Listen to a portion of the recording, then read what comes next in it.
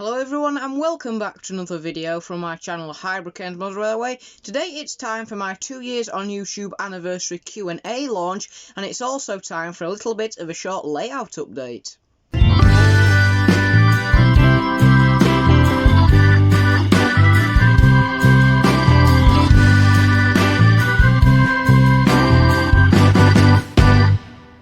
So last year I did something very similar to this. I did my 2021, which was my 1 year on YouTube Q&A special, and I ran a Q&A last year. And my channel was created on the 16th of May 2020, right in the middle of the pandemic lockdown in the UK, and that's when I created my channel. So last year, around the 16th of May, it's not always on the 16th of May, the 16th of May this year is on a Monday, so I could make this video and say your deadline's Sunday this week, but I feel like that's not enough notice. But I'll get to the deadline in just a moment. So this is something I've done, as I say, every year to mark the anniversary of my channel, and it's your opportunity to ask me any question you would like. If it's a question that you've already asked before, so maybe you asked it a couple of months ago and I gave you one answer, if you do want to ask a question you've already asked before, either in last year's Q&A special or in one of my live streams or in the comments section of my videos or anything like that, don't feel limited to asking obvious questions. You can ask any question you like as long as it is not personal information. So you could ask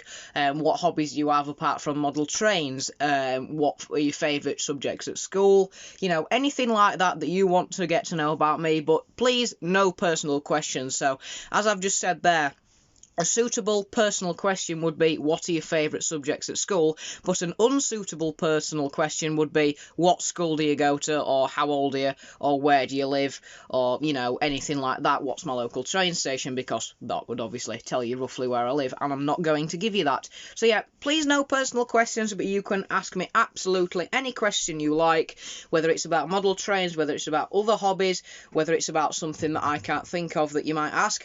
Do ask me any question at all. It could be about cars, planes, trains, other hobbies, you know, what do I want to do as a job in future? Anything like that. Doesn't have to be related to model trains. This is your opportunity to ask me anything you would like, but please no personal questions. So your deadline is Sunday the 22nd of May 2022, and the Q&A answers to this video will be coming out the following Tuesday. I'm not quite sure what day that is. So your deadline is the Sunday, the 22nd of May 2022. Get your questions down in the comments section below this video. I will thank you for your question, but obviously I'm not going to answer your question in the comments because that defeats the whole purpose of holding a Q&A special the Tuesday after the 22nd of May. So get your questions down into the comments section. Don't worry if you can't think of any straight away. You don't have to enter. It's not like a competition or anything where you win anything, so you're not missing anything, but if you want to ask me a question, then do pop it down in the comments section, and you can ask as many questions as you would like. So your deadline is Sunday the 22nd of May, saying that for the third or fourth time now just to make sure it's proper stuck in your head, and do get your questions down in the comments section. So that's the Q&A bit sorted. Now time for a short layout update and where things will be going in the future. So at the moment the layout is looking a little bit untidy, and that will soon change though, and as I'm panning across here you can obviously see all this wire, and these are the LED strips. These aren't actually to do with lighting the coaches. I've taken the previous bodge job of coach lighting I've done out of those 3 coaches there, and these are the lights that come out of it. So I'm actually going to install these LED lights in these houses over here, but I'm going to have to paint the inside of them black first, because as I tested yesterday, if you put these in one of the roof, it just shines through the cast resin. So they're going to be fitted in the houses eventually and wired into, I'd imagine, the auxiliary 12 volt supply on the side of this controller, because that's my beefiest controller. It can do something like 5.5 amps before it starts exploding. So all my coaches are apart. Unfortunately, we have had to lose one coach. We've still got the 4 Hornby Virgin coaches there. We've got a mainline blood and custard there, another mainline blood and custard there, and 3 Pullmans, 4 Pullmans actually. I keep forgetting I've got that one over there, and I've only got 1 Triang Maroon coach now. And the reason for that is the other version of the Triang Maroon coach, when I was trying to take it apart to put the lighting in it, somebody had actually glued the sides, these side threads here into the chassis, which means you couldn't get them out, and somebody had unfortunately glued the roof on as well. Now, I could have kept it as a test coach. I mean, yeah, it's not the best test coach really, because it derails even when there's nothing wrong with the track. So yeah, and there was no point me keeping an unlit coach, because when all these coaches are going to be lit, if I try and run an unlit coach in the pack of coaches, you know, if every single coach on my layout going around is a lit coach, and then you've got a dark one that's unlit and doesn't have passengers in, because I will eventually fit passengers, then it will have looked a bit odd. So I did try to get it apart regardless. Thought, should I really stop? Should I keep it? But no, unfortunately, I did get it apart, but all the sort of fine detailed window moulding over here cracked, and the clips on the roof cracked, just that ledge there. So yeah, a little bit unfortunate about that, but I am down to 11 coaches, and that's fine for now. I will eventually get some in-city ones, and some more blood and custards, and some more trying maroons, and in time some more Pullmans. And I do need to get a coupling for one of these coaches, because sometimes when people run weird and wacky requests, one of these coaches hasn't got a coupling on the back. That'll be the brake coach, which, is it this one? Yeah, as you can see there, that hasn't got a coupling on the back of it. So, yep, do need to get a coupling for that. But, yeah, coach lighting and the battery-powered sort of CR2032 batteries and the reed switches and all the kit, 12 kits to fit 12 coaches. Obviously, I destroyed one since I ordered the kits, so the kits, I'll have one spare because of that. But the kits for lighting are coming tomorrow, and eventually I will replace the unrechargeable CR2032 batteries with LIR or lithium 2032 batteries that I can recharge, so I'm not forking out 15 quid to replace the whole fleet of coaches. Can just whip the batteries out, plug them into a USB charger, charge them up for a couple of hours, and they'll be good to go again. So yeah, coach lighting, I'll be up in the loft fitting some lighting to the coaches and learning how to do it and recording a video for that, and that'll be coming out in a few weeks time. So coach lighting, really looking forward to that, and within a couple of weeks hopefully we'll have fully lit coaches going around the layout. So next, in terms of scenery, as you know, all my ballast is finished, all the ballast over there at the back siding is finished, all the mainline ballasting finished, and all the sidings and main ring lines that are behind the camera are also finished as well. They've been finished for maybe a month or two. Maybe even 3 actually. But the next thing to do is start thinking about landscaping and doing some hills.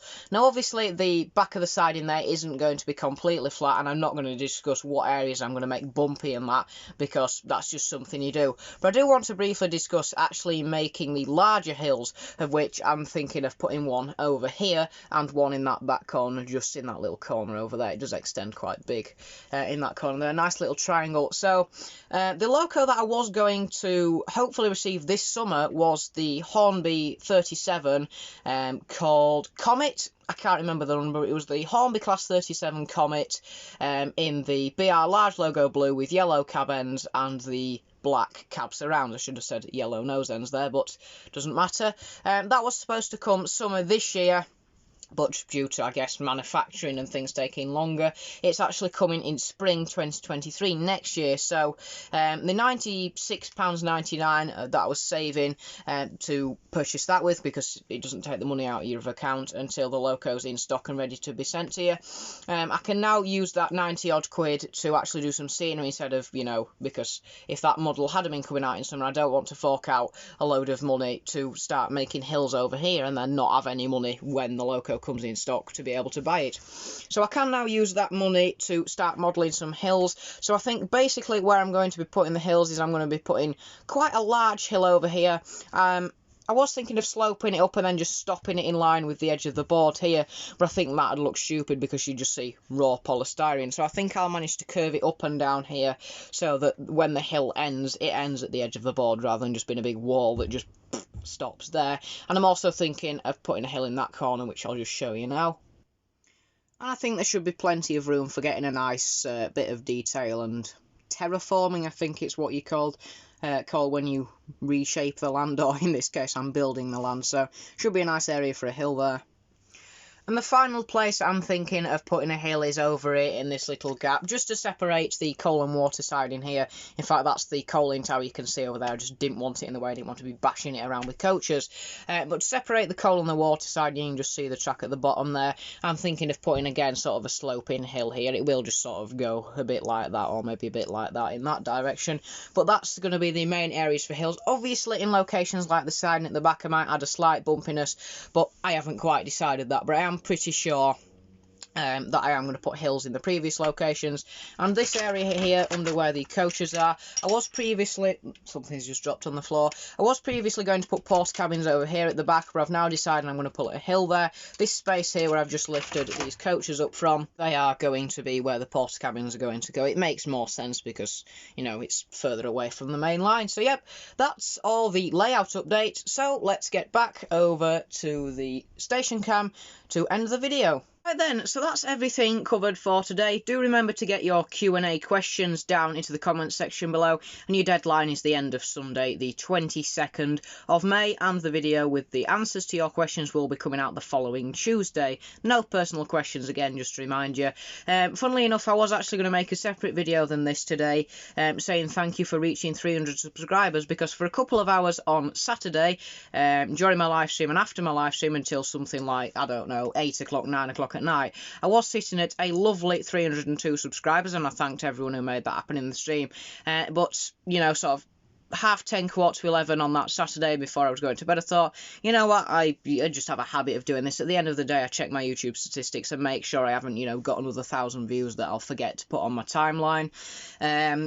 Yeah, we'd gone down to 298 subscribers, and then the next day we were on 297, and today, Monday, when I'm recording this, Tuesday when I'm recording this, get me head screwed on. We're actually on 296 subscribers. This has happened before. When I got to 100 subscribers, I think I went up to 103, and then I dropped down to something like 96. So I think YouTube must do a sort of auto-purge thing where, you know, sort of every 100 or, I guess, 1,000 subscribers, if your channel's quite big, it must do a purge of sort of fake accounts or duplicate accounts or accounts which have subscribed to your channel and then the people, for whatever reason, hasn't used them. Or maybe bots have been subscribing. I don't really know. So I was going to make that video, but it seems pointless to do it when we're not actually above or on 300 subscribers. So when we do hit 300 subscribers again, I mean, hopefully we will, then I will make that video. But anyway, that has been the Q&A launch and the layout update for today. I do thank you all very much for watching, and I hope to see you again soon. Bye for now.